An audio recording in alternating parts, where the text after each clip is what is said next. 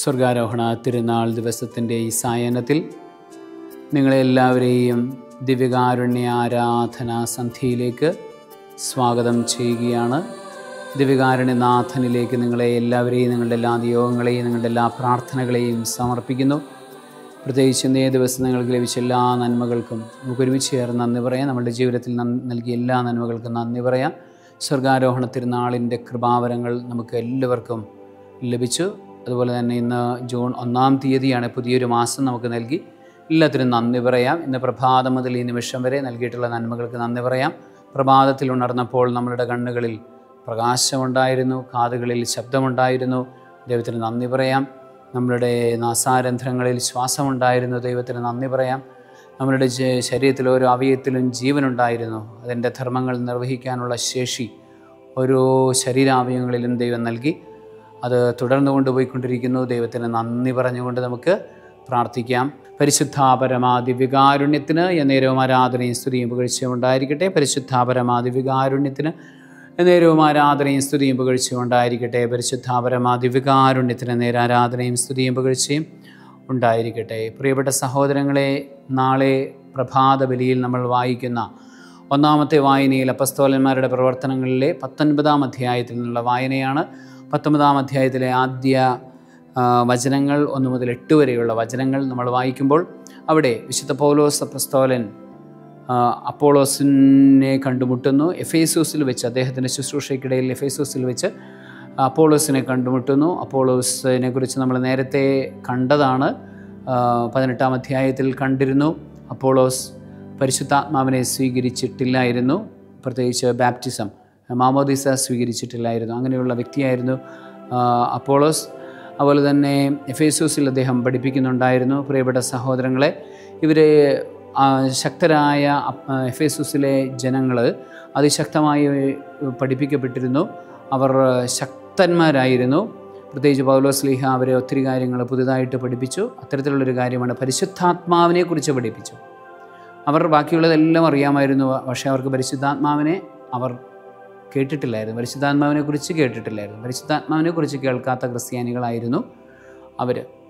അപ്പോൾ പരിശുദ്ധാത്മാവിനെക്കുറിച്ച് അവർക്ക് പറഞ്ഞു കൊടുക്കുകയും പൗലോസ് അപ്പോസ്തലൻ അവരുടെ തലയിൽ കൈവച്ച് പ്രാർത്ഥിക്കുകയും ചെയ്തു. അപ്പോൾ അവർക്ക് പരിശുദ്ധാത്മാവിനെ ലഭിച്ചു എന്നും അവർ അന്യഭാഷയിൽ സംസാരിക്കുകയും പ്രവചിക്കുകയും ചെയ്തു എന്നും അവർ ധൈര്യപൂർവ്വം ദൈവരാജ്യത്തെക്കുറിച്ച് പ്രസംഗിക്കുകയും ചെയ്തു എന്നും പറയുന്നുണ്ട്. അപ്പോൾ 3-4 കാര്യങ്ങൾ.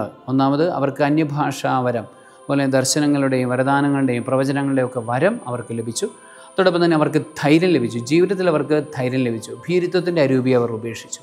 പുത്രസ്വീകാര്യത്തിൻ്റെ ധൈര്യത്തിൻ്റെ അരൂപിയെ അവർ ഉൾക്കൊണ്ടു. പരിശുദ്ധാത്മാവിനെ ഉൾക്കൊണ്ട വ്യക്തിയുടെ ജീവിതത്തിലേക്ക് നോക്കിയാൽ അയാൾ ധൈര്യമുള്ള വ്യക്തിയായിരിക്കും. പരിശുദ്ധാത്മാവ് ഒരു വ്യക്തിയിലുണ്ടോ ഇല്ലയോ എന്നറിയാൻ അയാൾ ധൈര്യമുള്ള വ്യക്തിയാണോ എന്ന് നോക്കിയാൽ മതിയാകും. അധൈര്യപ്പെട്ടിരിക്കുന്ന വ്യക്തിയാണെങ്കിൽ പരിശുദ്ധാത്മ പൂർണ്ണത അയാളിൽ ഇല്ല എന്നതിൻ്റെ അടയാളമാണത്. നമുക്ക് പരിശുദ്ധാത്മാവിനെ നിറയാൻ വേണ്ടി ആഗ്രഹിക്കാം, പ്രാർത്ഥിക്കാം. നമ്മുടെ ജീവിതത്തിൻ്റെ ഓരോ കാര്യത്തിലും ഭയമില്ലാതെ ജീവിക്കാൻ വേണ്ടി പ്രാർത്ഥിക്കാം. പരിശുദ്ധാത്മാവിൻ്റെ വലിയ അഭിഷേകം, യേശുനാമത്തിൻ്റെ ശക്തി നമ്മളിൽ നിറയാൻ വേണ്ടി ആഗ്രഹിച്ചുകൊണ്ട് ഒരിക്കൽ കൂടെ സ്തുതിച്ച് പ്രാർത്ഥിക്കാം.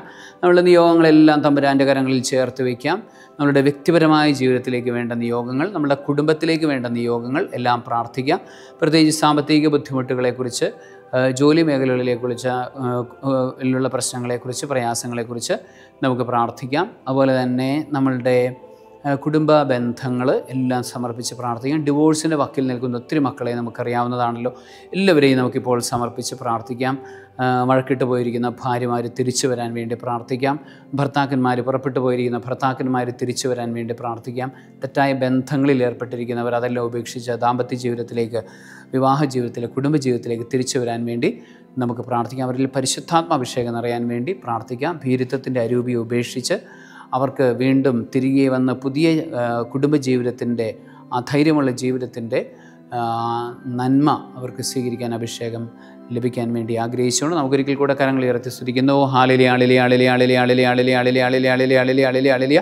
എല്ലാ മക്കളെയും അനുഗ്രഹിച്ച് പ്രാർത്ഥിക്കും. പ്രത്യേകിച്ച് വിവാഹിതരായ മക്കളെല്ലാവരെയും അനുഗ്രഹിച്ച് പ്രാർത്ഥിക്കുന്ന ഈശോയെ, ദാമ്പത്യ ജീവിതത്തെ തടസ്സപ്പെടുന്ന സകല തിന്മകളെയും പൗരത്വ അധികാരത്തിൽ ശാസിക്കുന്നു, ബന്ധിക്കുന്നു, വിട്ടുപോടെ എന്ന് കൽപ്പിക്കുന്ന ഈശോയെ, ഈ കാലഘട്ടത്തിൻ്റെ തിന്മകളെ, ചിന്താഗതികളെ ശാസിക്കുകയും ബന്ധിക്കുകയും വിട്ടുപോടെ എന്ന് കൽപ്പിക്കുകയും ചെയ്യുന്ന ഈശോയെ നന്ദി.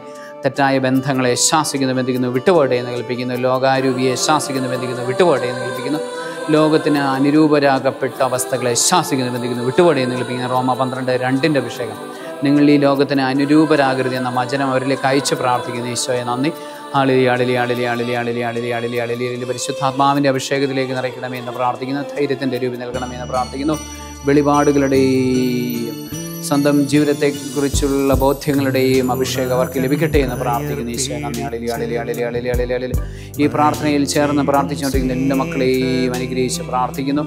മാതാപിതാക്കളെ അനുഗ്രഹിച്ച് പ്രാർത്ഥിക്കുന്നു. കുട്ടികളെ അനുഗ്രഹിച്ച് പ്രാർത്ഥിക്കുന്നു.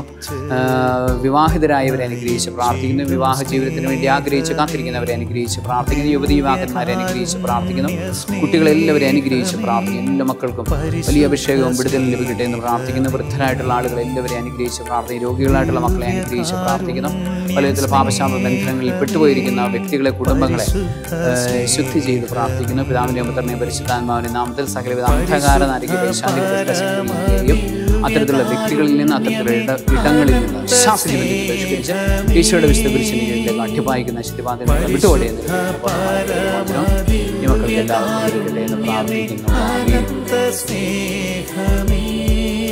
പരിശുദ്ധാപരമാദിവികാരുണ്യത്തിന് എന്നേരവും ആരാധനയും സ്തുതിയും പുകഴ്ചയും ഉണ്ടായിരിക്കട്ടെ. പരിശുദ്ധാപരമാദിവികാരുണ്യത്തിന് എന്നേരവും ആരാധനയും സ്തുതിയും പുകഴ്ചയും ഉണ്ടായിരിക്കട്ടെ. പരിശുദ്ധാപരമാദിവികാരുണ്യത്തിന് ആരാധനയും സ്തുതിയും പുകഴ്ചയും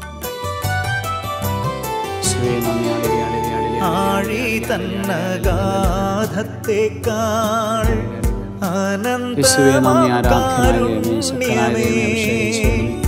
ആഴി തന്നഗാധത്തേക്കാൾ അനന്തമാം കാരുണ്യമേ ആത്മാവിന്നകത. നമ്മളെ തന്നെ പരിശുദ്ധ കുർബാനയിലേക്ക് സമർപ്പിക്കാം. നാളെ നമ്മൾ തിരിച്ചെത്തി ഈ ശുശ്രൂഷയിൽ പങ്കെടുക്കുന്നതുവരെയുള്ള എല്ലാ കാര്യങ്ങളെയും ദിവ്യകാരുണ്യ സന്നിധിയിൽ സമർപ്പിച്ചുകൊണ്ട് നമ്മൾ ഒരുമിച്ച് ചേർന്ന് പ്രാർത്ഥിക്കുന്നു. പരിശുദ്ധ അമ്മയുടെ വിമല ഹൃദയം വഴിയായി നമ്മൾ പ്രാർത്ഥിക്കുന്നു. നന്മ നിറഞ്ഞ മറിയമേ സ്വസ്തി, കർത്താവ് അങ്ങയോടുകൂടെ സ്ത്രീകളിൽ അങ്ങ് അനുഗ്രഹിക്കപ്പെട്ടവളാകുന്നു. അങ്ങയുടെ ഉദരത്തിൻ ഫലമായി ഈശോ അനുഗ്രഹിക്കപ്പെട്ടവനാകുന്നു. പരിശുദ്ധ മറിയമേ തമ്പുരാൻ്റെ അമ്മേ, പാപികളായ ഞങ്ങൾക്ക് വേണ്ടി ഇപ്പോഴും ഞങ്ങളുടെ മരണസമയത്തും തമ്പുരാനോട് അപേക്ഷിച്ചുകൊള്ളണമേ. ആമേൻ. ഒരു ചെറുപുഞ്ചിരിയോടുകൂടെ നമുക്ക് ഈശോയ്ക്ക് സ്തുതി പറയാം. ഈശോ മിശിഹായ്ക്ക് സ്തുതിയായിരിക്കട്ടെ, ഇപ്പോഴും എപ്പോഴും സ്തുതിയായിരിക്കട്ടെ. കരുണതൻ കയർ പിടിച്ച് നയിച്ചിടും സ്നേഹമേ, ദിവ്യകാരുണ്യ സ്നേഹമേ, പരിശുദ്ധ സ്നേഹമേ,